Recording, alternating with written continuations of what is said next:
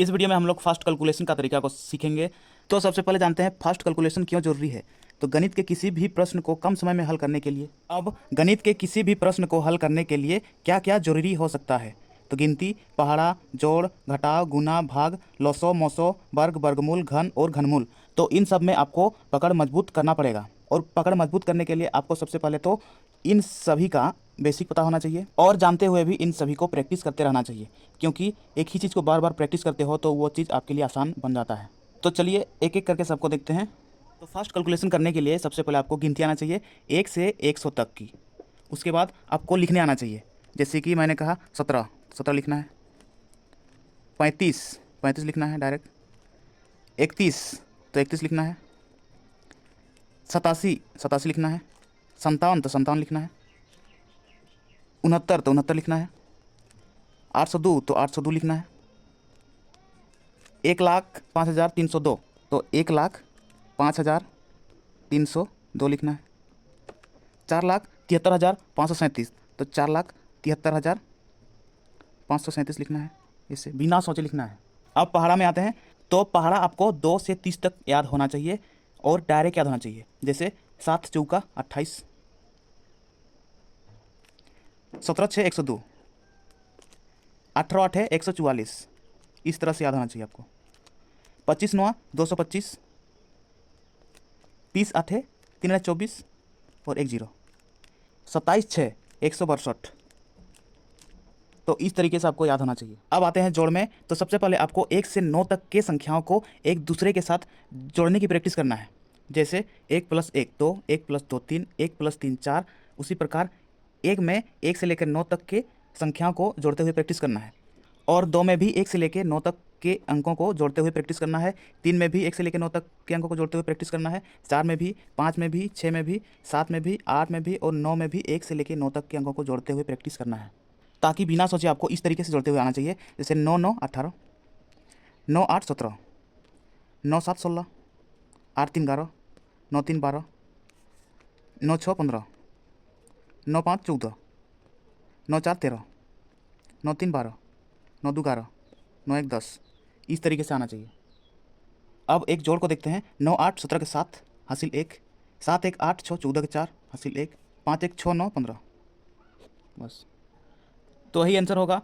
तो ये तो एक हासिल जोड़ है। इसके अलावा और भी जोड़ के प्रकार हैं, जैसे कि दशमलव जोड़, भिन्न जोड़, मिश्रित भिन्न का जोड़, रूट का जोड़ और बीजगणितीय जोड़। तो अगर आपको जोड़ के सभी प्रकार पता नहीं है तो आपको मेरा पिछला वीडियो देखना चाहिए, क्योंकि मैंने जोड़ के सभी प्रकार को एक एक करके बता रखा है। अब घटाव में आते हैं। तो सबसे पहले जोड़ की तरह ही आपको प्रैक्टिस करना है घटाव में भी। जैसे 9 - 1 8 होता है, 9 - 2 7 होता है, 9 - 3 6 होता है, 9 - 4 5 होता है, 9 - 5 4 होता है, 9 - 6 3 होता है, 9 - 7 2 होता है, 9 - 8 1 होता है, 9 - 9 0 होता है। इसी तरह से 8 में भी 1 से लेकर 9 तक के अंकों को घटाने की प्रैक्टिस करना है। 7 में भी 1 से लेकर 9 तक के अंकों को घटाने की प्रैक्टिस करना है। 6 में भी 1 से लेकर 9 तक के अंकों को घटाने की प्रैक्टिस करना है। 5 में भी, 4 में भी, 3 में भी और 2 में भी। तो 2 में से अगर 9 को जब घटाते हो तो यहाँ पे -7 आएगा, क्योंकि 2 के आगे प्लस है और 9 के आगे माइनस है। तो प्लस माइनस माइनस होता है, यानी कि 9 में से 2 घटाएंगे तो 7 बचेगा, ठीक है। लेकिन बड़ा संख्या है 9, उसके आगे माइनस है तो माइनस लगाएंगे। अगर आपको ये चीज़ नहीं पता है तो आप मेरा पिछला वीडियो देख सकते हैं। मैंने चिन्हों के कुछ नियम में सब कुछ बता रखा है। अब संख्या घटाते हैं। 9 में से 2 7, 5 में से 2 गया तो 3 बचेगा, 6 में से 3 तो 3 बचेगा, 9 में से 4 तो 5 बचेगा। यही आंसर होगा। तो ये तो एक साधारण घटाव है। इसके अलावा ऋण घटाव, दशमलव घटाव, भिन्न घटाव, मिश्रित भिन्न का घटाव, रूट का घटाव, बीजगणितीय घटाव। अगर आपको घटाव के सभी प्रकार नहीं आते हैं तो आप मेरा पिछला वीडियो देख सकते हैं, क्योंकि मैंने एक ही वीडियो में घटाव के सभी प्रकार को बता रखा है। अब गुना में आते हैं। 43 × 11, 97 × 96, 23 × 12, 48 × 25, 46 × 99। तो गुना करने के लिए 3 विधि का प्रयोग कर सकते हैं। पहला में है ट्रिक, दूसरा में है टेक्निक और तीसरा में है बेसिक। तो सबसे पहले ट्रिक को देखते हैं। 43 × 11 है तो बायां अंक है 4, यानी कि 4 लिखना है यहाँ पे। दायां अंक है 3, यानी कि 3 लिखना है इकाई में, ठीक है। अब 4 और 3 को जोड़ना है 7, तो यही आंसर होगा। टेक्निक में आते हैं अब। 43 × 11, तो 11 में से 1 घटा देंगे तो 10 बचेगा, यानी कि 43 × 10 बराबर 430। 11 में से 1 घटाए हैं, इसीलिए 43 को गुना करेंगे 1 के साथ। 43 का 43। अब इन सब को जोड़ देंगे, 0 और 3 3, 4 और 3 7, 4, 473 आंसर। अब बेसिक में आते हैं। 43 गुना 11, 11 तिया 33 के 3 हासिल 3, 11 चौके 44 और 3 47 आंसर होगा। तो यहाँ पे सबसे कम समय लगा ट्रिक में, तो ट्रिक का इस्तेमाल सिर्फ 11 से गुना करने वाले संख्या में ही कर सकते हैं और दूसरे संख्या में नहीं कर सकते हैं। और टेक्निक का इस्तेमाल 11 से गुना करने वाले संख्या से भी और कुछ कुछ दूसरे संख्या से भी इसका इस्तेमाल कर सकते हैं। और बेसिक का इस्तेमाल तो सब में कर सकते हैं, ठीक है। तो आपको बेसिक को ध्यान में रखना पड़ेगा। अब आते हैं भाग में। भाग में सबसे पहले तो आपको भाजकता का नियम पता होना चाहिए। 2 का, 3 का, 4, 5, 6, 7, 8, 9, 11 और 13 का, ठीक है। अब भाग के प्रश्नों को सोल्व करते हैं। 48 भाग 16 है, तो 16 × 48 यानी कि 3, यही आंसर होगा। अब 512 भाग 128 है, तो 128 चौका 512 होता है, तो 4 आंसर। 2400 भाग 250, 0 से 0 काटेंगे, 5 6 5 6 25, 5 चौका 20, 4 24 40, 5 8 40, यानी कि 48/5। अगर दशमलव में इसको निकालेंगे तो 5 9 45, 3 बचा, दशमलव लगाएंगे 0 30, 5 6 30, तो 9.6 आंसर। अब 568/100, तो 568 को 100 से भाग करना है, यानी कि 1 2 0 है, तो 568 को लिखना है 568, 1 2 0 है इसलिए 1 2 अंक के बाद कॉमा, यही आंसर होगा। अब 46,879 को 1000 से भाग करना है, तो सबसे पहले तो 46,879 लिखेंगे, 46,879।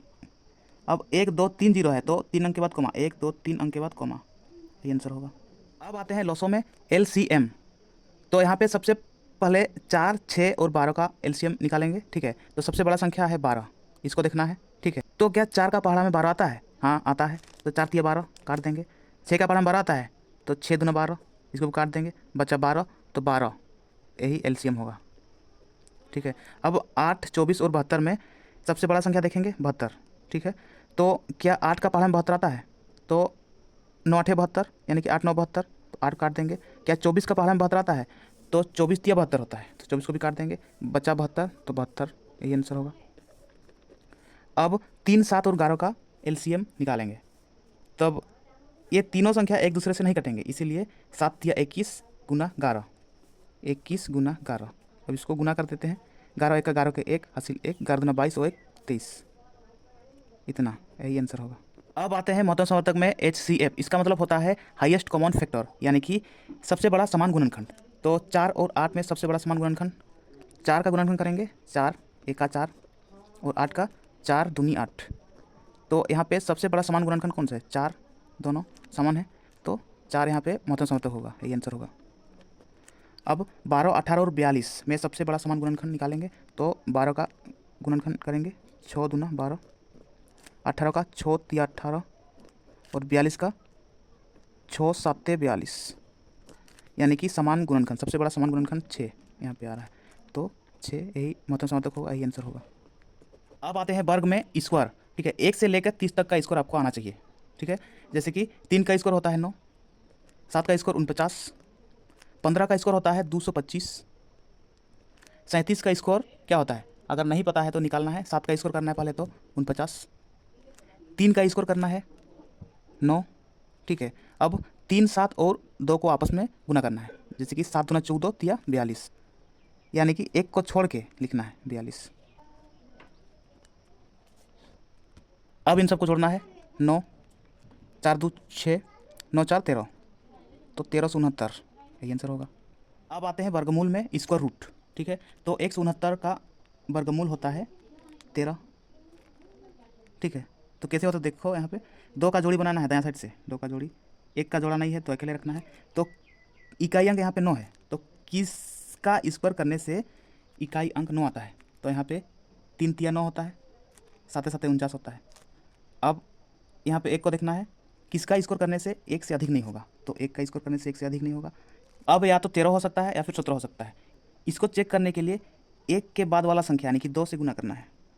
2 1 2 2 होता है ना।